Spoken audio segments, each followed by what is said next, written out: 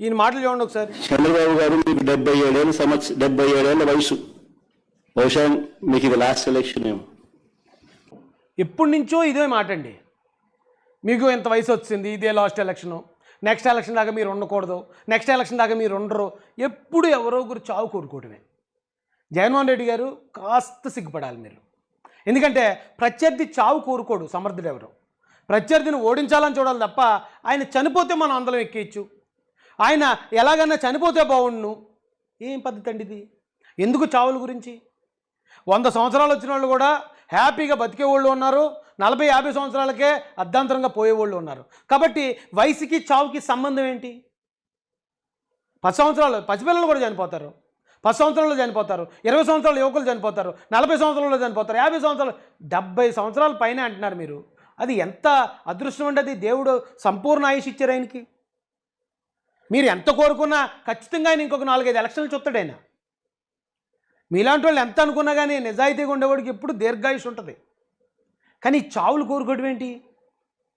ఇప్పుడు ఆయన 74 సంవత్సరాలే, చక్కగా ఎక్కేస్తాడు మెట్లు.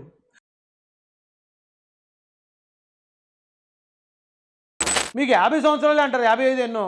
మీరు కొబ్బరికాయ కొట్టాలంటే ఆ రాయి తీసి పైకి నిలబెట్టాలి, హెలికాప్టర్ ఎక్కాలంటే మీకు తెచ్చి నిచ్చెన వేయాలి. ఎలా ఉన్నాం మనం ఈ వయసులో? ఇప్పుడున్న తరంలో ఆరోగ్యాలు ఎలా ఉన్నాయి? 50 దాటిన దాంట్లోకి అన్నీ స్టార్ట్ అయిపోతున్నాయి కదా. కానీ ఆయన ఆ ఏజ్ వచ్చిన తర్వాత కూడా మీలాంటి ప్రత్యర్థుల్ని 10ల సంఖ్యలో 20ల సంఖ్యలో చూశాడు ఆయన. అయినా ఆయన అలా స్థిరంగా శిఖరంలో నిలబడ్డాడు. మనం మారుతున్నాం తప్ప ఆయన మారట్లే. ఆయన మాత్రం అలాగే ఉన్నాడు. ఈ ప్రత్యర్థులు మాత్రం ఒకరొకరు మారుతున్నారు అంతే. ఇంకెంతకాలం ఇలా ఎదుటోళ్ళు చావులు కోరుకుంటారు? ఎంతకాలం ఈ చావుల గురించి? ఎంతకాలం ఈ శవ రాజకీయాలు? 77 ఏళ్ళ వయసు, ఎలక్షన్లు వచ్చేసరికి 80 ఏళ్ళు. ఈ వయసులో కూడా ఇలాంటి దౌర్భాగ్యమైన రాజకీయాలు చేయడానికి సిగ్గుగా నీకు అనిపించడం లేదా చంద్రబాబు అని అడుగుతా ఉన్నా. ఆయన దౌర్భాగ్యమైన రాజకీయాలు చేస్తుంటే ఇంతకాలం రాజకీయాల్లో ఆయన నిలబడలేడండి. 4 సార్లు ముఖ్యమంత్రి ఆయన అవ్వలేడండి. 2 సార్లు కేంద్రంలో కీలక పాత్ర పోషించే అవకాశం ఆయనకి రాదండి జగన్ గారు. ఎందుకంటే ఇప్పుడు మీరు ఆ ఏజ్లో కూడా చేస్తున్నారు ఏంటి అంటున్నారు, కానీ మీరు ఈ ఏజ్లోనే ఇంత బ్యాడ్ నేమ్ ఎందుకు తెచ్చుకున్నారు అని అడుగుతున్నాను నేను. మీకు ఇంకా రాజకీయ భవిష్యత్తు చాలా ఉంది కదా. అంత భవిష్యత్తు ఉన్న మీరు ఎందుకు అప్పుడే ఇంత డిఫేమ్ అయిపోయి ఇంత నేల కూలిపోయారు? 151 నుంచి 11కు పడిపోయారు. మిమ్మల్ని ఆరాధించే ప్రజలు ఈరోజు మీరు తిట్టుకునే స్థాయికి పడిపోయారు. ఒక వ్యక్తి తన జీవిత కాలంలో ఎన్ని అబద్ధాలు ఆడతాడో అన్ని అబద్ధాలు 5 సంవత్సరాల్లో ఎందుకు ఆడేసి మీ రాజకీయ భవిష్యత్తును ఎందుకు నాశనం చేసుకున్నారు? మీరు ఆయనకి నిధులు చెప్తారేంటి? ఆయన ఎంతో సాధించాడు. ఆయన 4 సార్లు ముఖ్యమంత్రి. ప్రాంతీయ పార్టీల్లో 4 సార్లు అంటే 20 సంవత్సరాల పైబడి ముఖ్యమంత్రులు చేసిన వాళ్ళు ఏళ్ల మీద లెక్కించే వ్యక్తుల్లో ఆయన ఒకడు. ఆయనకి మీరు ఏదో గుడ్డొచ్చి పిల్లనెక్కిరించినట్టు మీరెళ్ళి ఆయనకి చెప్తారండి నీతులు. ఆయన ఎలాంటి రాజకీయాలు చేయాలో మీరు చెప్తారు ఎందుకు? మీరు ఒక ఫెయిల్యూర్ పొలిటీషియన్. మీరు ఒక్కసారి లక్కీగా అబద్ధాలతో గెలిచి యాక్సిడెంట్లుగా, రెండోసారి నేలమట్టం అయిపోయిన పొలిటీషియన్ మీరు. సక్సెస్ఫుల్ పొలిటీషియన్ ఆయన. ఈరోజు రాష్ట్రంలో 1 కోటి మంది ఉన్నారు. అలాగే దేశ విదేశాల్లో తెలుగుదేశం కరుడుగట్టిన కార్యకర్తలు ఉన్నారు. అంత సామ్రాజ్యాన్ని నిర్మించాడు ఆయన నిజాయితీతో. అరే ఆయనకి మీ సర్టిఫికేట్ ఏంటి? మీరు చేసింది ఒక్కసారి 10ల సంఖ్యలో 30 కేసులు ఇరుక్కున్నారు, 16 నెలలు జైలుకి వెళ్ళి వచ్చారు. బాబాయ్ కేసు అది మీ వైపు చూపిస్తుంది, మీ కుటుంబం వైపు చూపిస్తుంది. కోడికత్తి డ్రామా మీ వైపు చూపిస్తుంది, గులకరాయి డ్రామా మీ వైపే చూపిస్తుంది. 5-10 సంవత్సరాల్లో ఇన్ని నేరాలు చేసిన మీరు, ఇంత అవినీతి చేసిన మీరు చంద్రబాబు నాయుడు గారికి మీరు సర్టిఫికేట్ ఇవ్వడం ఏంటి సార్ ఇది? ఎందుకు మీ రాజకీయ భవిష్యత్తుని మీరే ఎందుకు సమాజ్ చేసుకున్నారు? ఆయనకి మీరు ఇచ్చేదే సర్టిఫికేట్. ఆయన కంప్లీట్ ఆయన పొలిటికల్ లైఫ్ అంతా కూడా విజయవంతంగా నడిచింది. ఎవడున్నాడు 4 సార్లు ముఖ్యమంత్రి అయిన వ్యక్తి రాష్ట్రంలో? One and only Nara Chandrababu Naidu. ఆయన ఒక్కడే ఉన్నాడు. ఆయనకి మీరు చెప్పేది ఏంటండి? మీ బతుకు మీరు చూసుకోండి, మీ భవిష్యత్తు మీరు చూసుకోండి. ఈ మధ్యకాలంలో చంద్రబాబు నాయుడు గారికి ఒక అంశం మీద ప్రస్తావన వస్తే చాలు ఆయన బీపీ పెరుగుతూ ఉంది. పొరపాటున చంద్రబాబు నాయుడు గారికి ఎవరైనా కూడా నిద్రలో మావిగా నన్ను అన్నారంటే చాలు బహుశా గుండాకి వెళ్ళిపోయినా వెళ్ళిపోతాడు. ఇక్కడ కూడా ఆయన చనిపోవాలనే, ఇక్కడ కూడా ఆయన చావు గురించే. ఇక్కడే మీ చేతకానితనం కొట్టొచ్చినట్టు కనిపిస్తుందండి. ఎప్పుడైతే ఇక చంద్రబాబు నాయుడు గారు ఉంటే నాకు రాజకీయ భవిష్యత్తు ఉండదు, నన్ను ఎవరో దేకరో, ఇక అయిపోయింది నా సినిమా అని మీరు భయపడినంతకాలం ఆయన చావు కోరుకుంటారు మీరు. కానీ మీలాంటి వాళ్ళందరూ ఆయన చావు కోరుకున్నంతకాలం ఆయన ఆయుష్ ఇంకా పెరుగుతూనే ఉంటుంది. మావిగానంటే ఆయన గుండె ఆగిపోద్దా? మీరు మావిగాన్ అన్న తర్వాత మీ పార్టీలోని చాలామంది మేమే చిరగబడ్డారు. మీ పార్టీ కరుడు కట్టిన ఎనలిస్టులు కూడా మిమ్మల్ని ఏంటి మావిగానే ఏంటిది ఏంటి దరిద్రం అని మిమ్మల్ని వదిలేసిపోయారు. మీ చుట్టూరా చూసుకోండి. ఫస్ట్ మావి గన్నా మీరు ముఖ్యమంత్రిగా ఉన్నప్పుడు 3 రాజధానుల, బహుశా ఆంధ్ర రాష్ట్రానికి బహుశా 3 క్యాపిటల్ వస్తాయేమో. 3 క్యాపిటల్ కూడా రావాల్సిన పరిస్థితి కనిపిస్తా ఉంది అధ్యక్ష. మీరు ముఖ్యమంత్రిగా ఉన్నప్పుడు అమరావతి రాజధాని, విజయవాడలో క్యాపిటల్ సిటీని పెట్టడం మనస్ఫూర్తిగా మేము ఆహ్వానిస్తున్నాం. మీరు ముఖ్యమంత్రిగా ఉన్నప్పుడు వైజాగే రాజధాని, Visakhapatnam, which is going to be our capital. To Visakhapatnam, which is going to be our capital. మీరు ముఖ్యమంత్రిగా ఉన్నప్పుడు మీ నోటుకు వచ్చిందంతా మాట్లాడతారా? మీరు మిమ్మల్ని తీసి పక్కన కూర్చోబెట్టాక ఇప్పుడు మావిగాని గుర్తొచ్చిందా? మచిలీపట్నం నుంచి ఎంఏ తీసుకోండి, విజయవాడ నుంచి విఐ తీసుకోండి, గుంటూరు నుంచి జియుఎన్ తీసుకోండి. మావి గన్ అని పేరు పెట్టండి. మచిలీపట్నం, విజయవాడ, గుంటూరు, మావి గన్.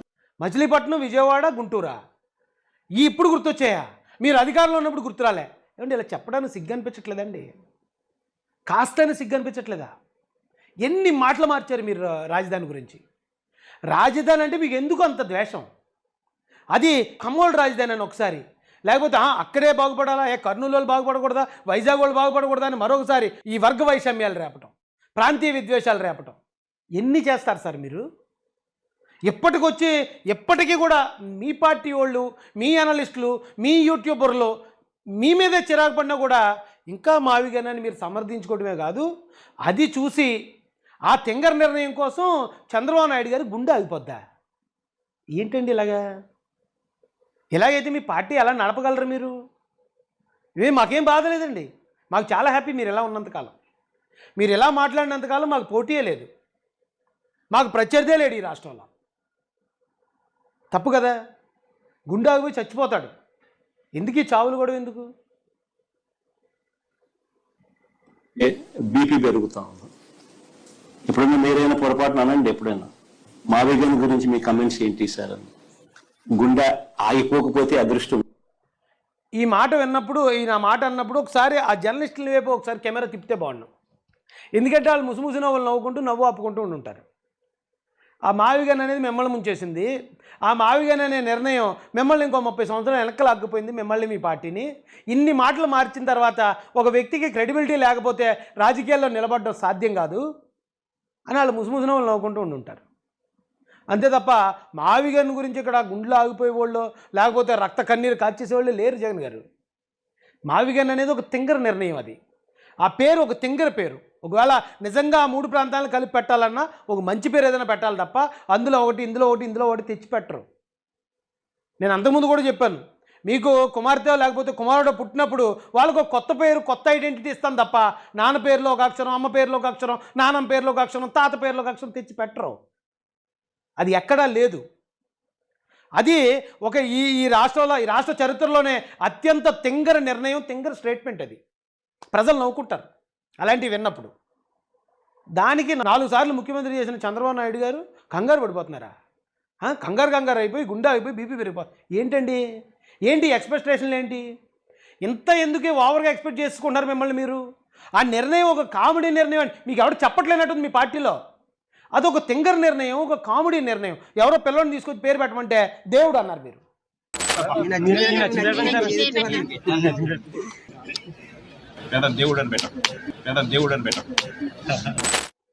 అది ఎంత కామెడీగా ఉండి అప్పుడు నవ్వుకున్నారో, ఇప్పుడు ఈ రాజధానికి మీరు పెట్టిన పేరు కూడా అంతే కామెడీ అండి.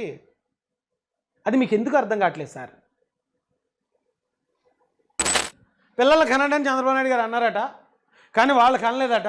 అందుకని వాళ్ళు కనుకుండా మమ్మల్ని ఎలా కనమంటాం అంటున్నారు. పోను వాళ్ళు కనలేదు, ఇప్పుడు మిమ్మల్ని అయితే కనమలేదు కదా. ఆయన ఎవరిని కూడా గన్బెట్టి మీరు పిల్లలకి అంటారు లేదని అనలేదు కదా.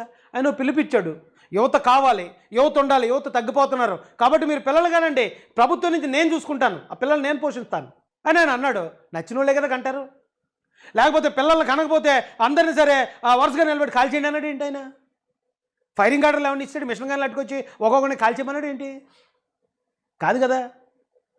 ఆయన పిలిపించాడు నాయకుడిగా, నచ్చితే చేయండి లేకపోతే లేదు. మొన్న మోడీ గారు వచ్చారు, బంగారం కొనొద్దన్నారు, అందుకని అందరూ కొంటమానేశారా? కొనేవాళ్ళు కొంటమానేశారా? కొంటారు. ఒకవేళ ఎవరన్నా ఆలోచించి ఆ ప్రధానమంత్రి గారు చెప్పారు కాబట్టి ఈ టైంలో కొనకూడదంటే కొనరు. లేదు ఇప్పుడు పెళ్ళి ఉంది లేకపోతే ఇంకోటి ఉంది కొని తీరాలన్న వాళ్ళు కొంటారు. ఒక మాట చెప్తారు నాయకుడిగా, నచ్చితే చేస్తాం, నచ్చకపోతే చెయ్యం. దానికేంటి? దానికి కూడా ఇంత పెద్ద ఎలివేషన్ ఎందుకు? అదేదో ఆయన చేసిన నేరం అన్నట్టు ఏంటిది? మీరు ఒక మాజీ ముఖ్యమంత్రి, ఆ స్థాయిలో ఉండాలి కదా మీ మాటలో.